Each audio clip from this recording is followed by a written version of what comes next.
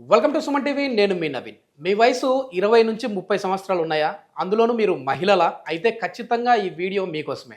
ఎందుకంటే ఈ ఏజ్‌లో వాళ్ళకి వారి బ్రెస్ట్ దగ్గర పట్టుకున్నప్పుడు కణతలాగా ఏదైనా కనపడే అవకాశాలు చాలా ఉన్నాయని చెప్పేసేసి తెలుస్తా ఉంది. సో అట్లాంటి కణతలు ఏంటంటే ఈ గడ్డలు ఏమైనా డేంజర్‌గా ఉండే అవకాశం ఉంటదా? సో దీనికి సర్జరీ లేకుండానే ట్రీట్మెంట్ ఏమైనా ఉందా? వీటి గురించి తెలుసుకుందాం. ప్రస్తుతం మనం వచ్చేసి ట్రీట్మెంట్ రేంజ్ హాస్పిటల్‌లో ఉన్నాము. మనతో ఉన్నారు ప్రముఖ laparoscopic and laser surgeon doctor Kareddy Sridhar Reddy garu. Hi sir, నమస్తే అండి. నమస్తే అండి. సార్, బయట కొత్త టెక్నాలజీ ఏదొచ్చినా సరే ట్రీట్మెంట్ రేంజ్ హాస్పిటల్‌లో కనపడతా ఉంటది. సో ఇంట్రడక్షన్‌లో చెప్పినట్టుగా 20 నుంచి 30 సంవత్సరాల మధ్య వయసులో ఉన్న మహిళల్లో ఇట్లాంటివి ఎక్కువ చూస్తా ఉంటాం కదా! దాని సైంటిఫిక్ నేమ్ ఏంటండి? సో మహిళల్లో యూజువల్‌గా 20 నుంచి కూడా 30 అంటే కూడా ఇంకా చెప్పాలంటే 15, 16 ఇయర్స్ నుంచి అని చెప్పొచ్చు. సో 15, 16 ఇయర్స్ నుంచి స్టార్ట్ అయ్యి కొన్ని గడ్డలు 30, 35 ఇయర్స్ ఏజ్ వరకు మనకు అరుదుగా చూస్తుంటాం. చాలా ఫ్రీక్వెంట్‌గా చూస్తుంటాం. ఎందుకంటే ఇది యంగ్ లేడీస్‌కి వస్తుంది. టీనేజర్స్‌కి వచ్చే అవకాశాలు ఎక్కువ ఉంటాయి. ఇదంతా ఏంటి అంటే ఫైబ్రో అడినోమాస్ అంటాం. ఈ గడ్డలు ఏంటి అంటే ఇవి బికాస్ ఆఫ్ హార్మోన్ ఇంబాలెన్స్ వలన, మనం తీసుకునే ఫుడ్ వలన కావచ్చు. దీనివల్ల మహిళలకి 15 సంవత్సరాల నుంచి స్టార్ట్ అయ్యి యూజువల్‌గా 30 వరకు నేను ఎందుకు చెప్తున్నానంటే 30 తర్వాత వచ్చి ఈ గడ్డలు వచ్చే అవకాశాలు కొంచెం తక్కువ ఉంటది. ఫైబ్రో అడినోసిస్ అనే గడ్డలు వచ్చే అవకాశాలు ఎక్కువ ఉంటాయి. అండ్ ఈ 15-30 ఇయర్స్ ఏజ్ గ్రూప్‌లో యంగ్‌స్టర్స్‌లో పెళ్లి కాని వాళ్ళలో మెయిన్‌గా నల్లిపార అంటాం కదా!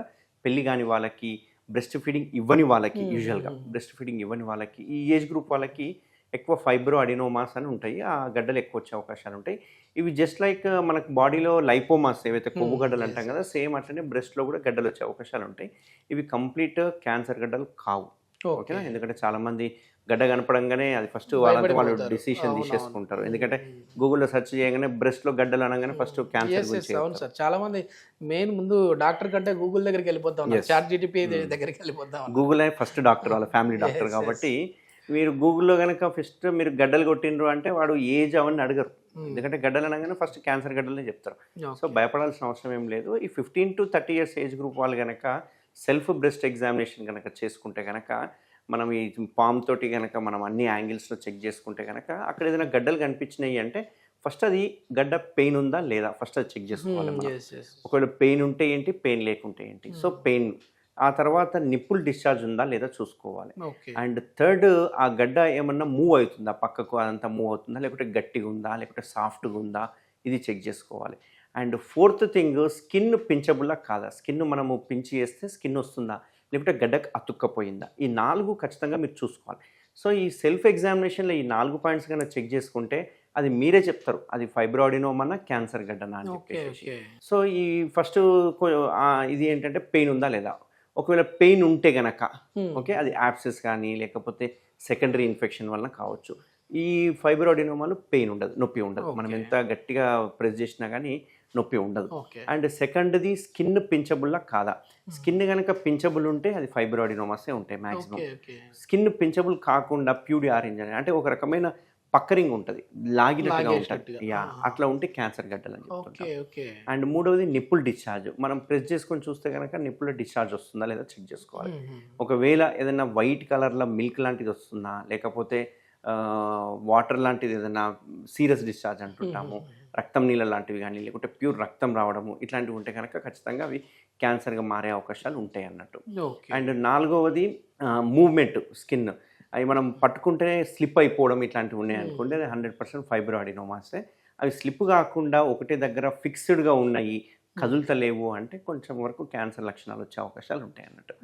సో ఈ ఫైబ్రో అడినోమాస్కి ఎన్నో ఏళ్ళ నుంచి చూస్తున్నది కన్వెన్షనల్ మెథడ్ ఏంటంటే ఏ సర్జన్ దగ్గరికి వెళ్ళినా తీసేద్దామంటారు. తీసేసిన తర్వాత కూడా మనము అందులో కూడా స్కార్ ఫామ్ కాకుండా ఏరియోలా నిప్పుల దగ్గరనే చిన్న ఇన్సిషన్ ఇచ్చి తీయడం ఇట్లాంటివన్నీ చూస్తుంటాం. మన సెంటర్లో మీరు అడిగారు కదా లేటెస్ట్గా మీరు ఏమన్నా చేస్తున్నారని, కంప్లీట్ కోతనే లేకుండా జస్ట్ నీడిల్ ద్వారానే మనం సర్జరీ చేయడం జరుగుతుంది. దీన్నే మనము మైక్రోవేవ్ అబ్లేషన్ అంటాం. సో అదొక మిషన్ ఉంటుంది మైక్రోవేవ్ అనేది. ఆ మైక్రోవేవ్ అబ్లేషన్ ద్వారా ఏం చేస్తామంటే ఆ నీడిల్ ద్వారా, ఆ అల్ట్రాసౌండ్ ద్వారా చెక్ చేసుకొని ఆ నీడిల్ ద్వారా దానికి ఒక టైప్ ఆఫ్ వేడిని లైక్ లేజర్ లాగానే ఆ వేడిని ఇవ్వడం జరుగుతుంది. అట్లా ఇవ్వడం వల్ల ఏమవుతుందంటే అది ఒక 5-6 సెంటీమీటర్స్ ఉన్నవి స్లోగా స్ట్రింక్ అయిపోతూ ఉంటాయి. ఎందుకంటే దాని బ్లడ్ సప్లై కానీ ఇవన్నీ మనం కట్ ఆఫ్ చేస్తున్నాం. కట్ ఆఫ్ చేయడం వల్ల ఏమవుతుందంటే అవి మెల్లగా స్ట్రింక్ అయిపోయి ఆ 5 సెంటీమీటర్ ఉన్నది కాస్త 1 సెంటీమీటర్కి అయిపోవడం, మెల్లగా కరిగిపోవడం లోపలికి. అయితే ఇక్కడ మీరు గుర్తుపెట్టుకోవాల్సింది ఏంటంటే ఓపెన్ చేసి తీసేస్తేనేమో మనం గడ్డ తీస్తాము, ల్యాబ్కి పంపిస్తాము అండ్ ఇమ్మీడియట్ రిజల్ట్స్ ఉంటాయి. అవును. బట్ ఈ మైక్రోవేవ్ అబ్లేషన్లో మనం అల్ట్రాసౌండ్ ద్వారా ఇస్తాం కాబట్టి ఎటువంటి ముక్క తీయడానికి రాదు, పేషెంట్కి చూపించడానికి కూడా ఏముండదు అండ్ రిజల్ట్స్ కూడా స్లోగా ఉంటాయి. ఓకే. ఎందుకంటే వితిన్ మినిట్స్లో ఉండదు రిజల్ట్స్, వారాలు ఒక 4-5 వారాలు అయితే కంప్లీట్ స్ట్రింక్ అయిపోవడం జరుగుతూ ఉంటుంది అన్నట్టు. ఓకే. ఓకే. సో ఇది అంతా కంప్లీట్ పెయిన్లెస్ సర్జరీ, ఇమీడియట్గా డిశ్చార్జ్ చేయడం జరుగుతుంది అండ్ పేషెంట్ ఇమీడియట్గా వాళ్ళ డ్యూటీకి వెళ్ళిపోవచ్చు. ఎటువంటి పథ్యం కానీ ఎటువంటివి ఏం లేవు. కొంచెం బ్రెస్ట్ సపోర్ట్ ఇచ్చుకోవడం వల్ల అవి కొంచెం కరిగే అవకాశాలు ఫాస్ట్. కొద్దిమంది మామూలుగా లాక్టేటింగ్ మదర్స్లో మనం చూస్తూ ఉంటాం కదా, అంటే వాళ్ళు పాలు ఇవ్వాలి అనుకునే వాళ్ళు కొద్దిమంది ఉంటారు, అంటే నేను ఇవ్వకూడదు మా పిల్లలకని. అట్లాంటి వాళ్ళను కూడా చూస్తూ ఉంటాం కదా సార్, అంతే అది ఇది ఒకటే అంటారా ఆ కణతలు? ఈ మిల్క్ అంటే లాక్టేటింగ్ మదర్స్లో ఏమవుతుందంటే మిల్క్ మనము సఫిషియెంట్గా మనము ఎక్స్ప్రెస్ చేయకపోతే, ఆ మిల్క్ అందులో ఉండిపోతే కనుక మాస్టైటిస్ అంటాం. దాని ఏంటి అంటే ఆ మిల్క్ కాస్త మెల్లగా సెకండరీ ఇన్ఫెక్షన్ వల్ల యాబ్సెస్గా ఫామ్ అయ్యే అవకాశాలు ఉంటాయి.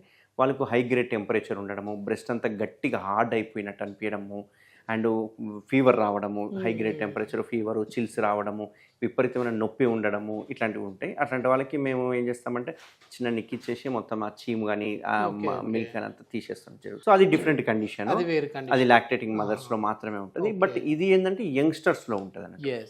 యంగ్స్టర్స్ ఏంటి అంటే వాళ్ళు చెక్ చేసుకున్నాక అది ఉంది అంటే ఫస్ట్ అది క్యాన్సర్ ఏమో అనే భయంతో ఫస్ట్ బయటికి రావడానికి భయపడుతూ ఉంటారు.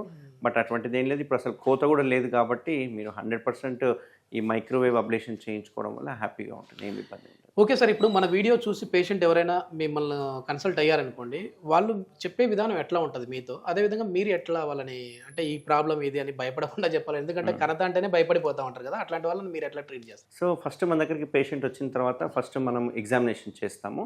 ఎగ్జామినేషన్ చేసిన తర్వాత మనకు ప్రైమరీగా అది ఫైబ్రో అడినోమానా లేకుంటే ఫైబ్రో అడినోసిసా లేకపోతే క్యాన్సర్ అనేది తెలిసిపోతుంది యూజువల్గా ఎగ్జామినేషన్లో. దాని కన్ఫర్మేషన్ కోసం మనం ఏం చేస్తామంటే మ్యామోగ్రామ్ అని చెప్పేసి అల్ట్రాసౌండ్ బ్రెస్ట్ అని చెప్పి చేయిస్తుంటాం. దీనిలో ఏంటి అంటే బిరాట్ స్కోర్ అని ఉంటుంది. ఆ స్కోరింగ్ని బట్టి బిలో 4 ఉంటే కనుక మ్యాలిగ్నెన్సీ కాదు అని, మామూలు బినైన్ కండిషన్స్ అని, అబోవ్ 4 ఉంటే కనుక మ్యాలిగ్నెన్సీ అని మనం డిసైడ్ చేసుకుంటాం.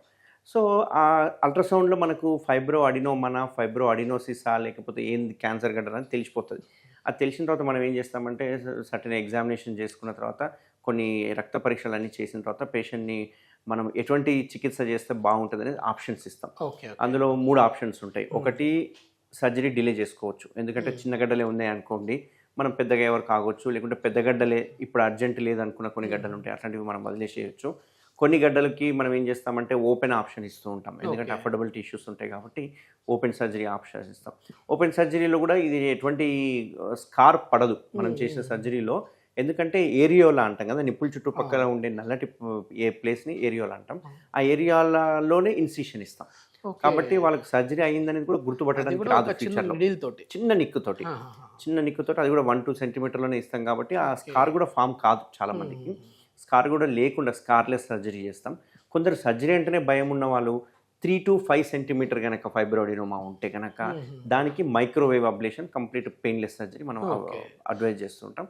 సో వాళ్ళ అఫోర్డబిలిటీని వాళ్ళ ప్లాన్ని బట్టి పేషెంట్ అడ్మిట్ అవుతుంటారు అండ్ ఇమీడియట్గా డిశ్చార్జ్ అవుతుంది. ఇదంతా కూడా అంటే అనెస్థీషియా ఇవ్వాల్సిందేనా సార్ వాళ్ళకి? ఈ మైక్రోవేవ్ అబ్లేషన్కి సెడేషన్లో చేస్తాము, మరి కంప్లీట్ అనెస్థీషియా అవసరం పడదు. కొన్నిసార్లు లోకల్లో కూడా చేస్తాం. అండ్ ఎక్సిషన్ ఏదైతే కోతతో చేసే సర్జరీ ఏదైతే ఉందో అది కూడా మనం లోకల్ అనెస్థీషియాలో చేస్తాం, లేదంటే కొంచెం సెడేషన్లో చేస్తాం. ఓకే, అంటే వాళ్ళకి గుర్తుంటుంది మీరు ఏం చేస్తూ ఉన్నారు ఏంటనేది వాళ్ళు చూసుకోవచ్చు. ఒకవేళ లోకల్ అయితేనేమో వాళ్ళకి తెలుస్తుంటుంది, మాట్లాడుతూ చేస్తాం. కొంచెం మైల్డ్ సెడేషన్, కొంచెం భయపడే వాళ్ళు ఉన్నారనుకోండి, కొంచెం పడుకోవడానికి మత్తు ఇచ్చేసేసి ఆ కంతిని తీయడం జరుగుతుంది. ఆ కంతిని కూడా తీసిన తర్వాత ఖచ్చితంగా ల్యాబ్కి పంపిస్తాం. ల్యాబ్కి పంపించిన తర్వాత అది ఏం కంతి అనేది తెలుసుకున్నాక మళ్ళీ పేషెంట్ రివ్యూకి పిలుచుకొని ఆ కంతి క్యాన్సర్ కాదనే భరోసా ఇస్తాం.